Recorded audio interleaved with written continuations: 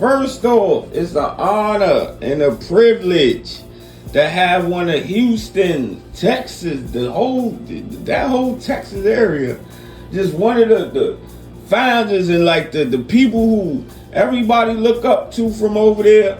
Bum B, what's going on with you, brother? Now, it's been a lot going on. We're going to get into that in a minute.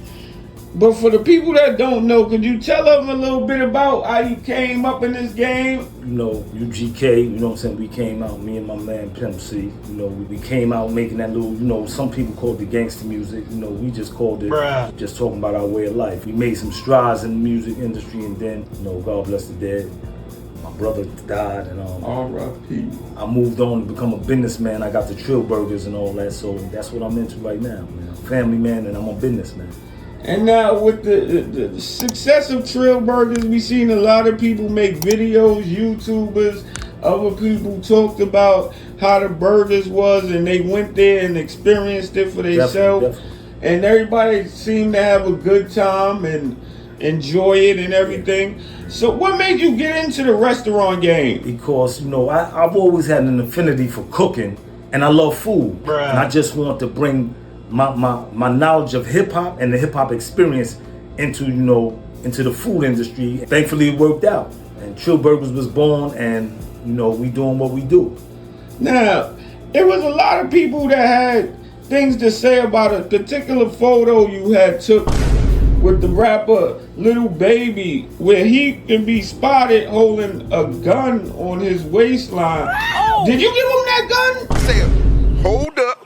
Wait a minute. Nah, that ain't one of mine. You know, mine's is all legal, and mine's is all in my library. You gotta think like this, you know. Rappers been the victims of crimes for many years. So if a rapper feels like carrying a gun and they have a prior record and can't get a gun legally, they still gotta protect their life, man. You only get one life, man. So I don't knock anybody for carrying a legal firearm and an illegal firearm when I see all my brethren and my brothers dying. You know what I'm saying? When they just trying to make music and live life. So I don't knock Because anybody. you know, Texas is like an open carry state. Right, you can for sure, carry. for sure. But he's from Atlanta, and you know, everybody talk about having He may not have been, you know, tap in and you got these entertainers traveling all over, and people are thinking they marks. So, you know, you can't really, nobody talks about the person who hits him in the head and robs him. They just talk about the entertainer. He shouldn't have had a gun, he shouldn't have did this. What about the people that's preying on him? You know?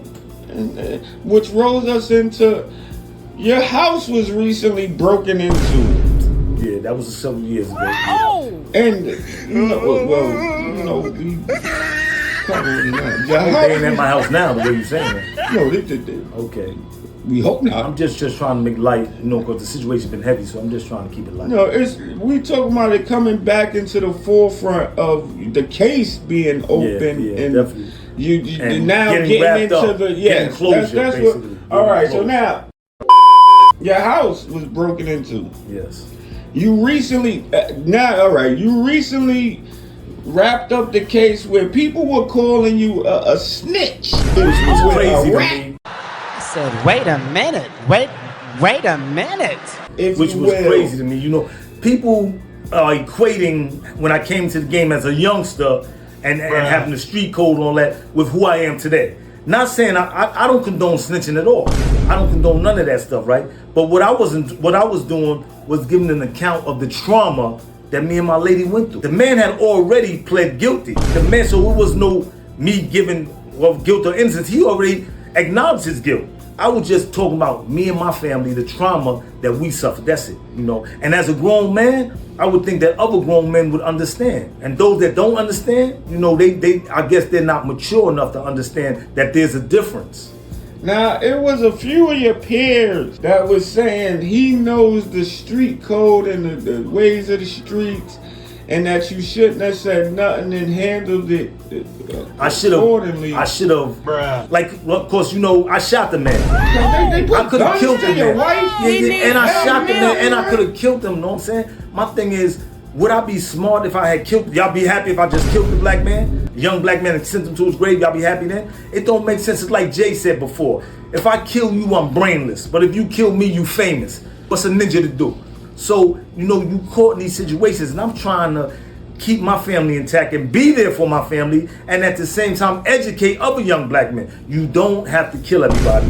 You don't have to remain silent when abuse is being taken place. And I would think mature men would understand that and support me. You know what I'm saying? At what point do we get to retire from the hood, from the streets? When we dead or in jail? At what point do we get to retire? When we alive? And this dude, Crack, what is his name, Whack 100?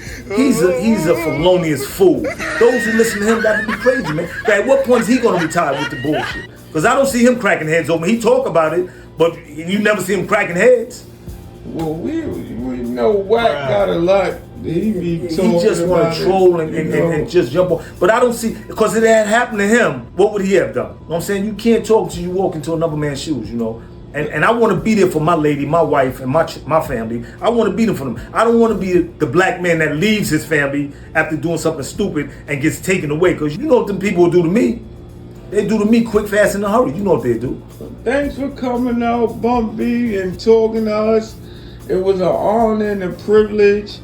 And thank you. I appreciate y'all letting me get my point of view and my perspective across too. Bumpy. Thank you.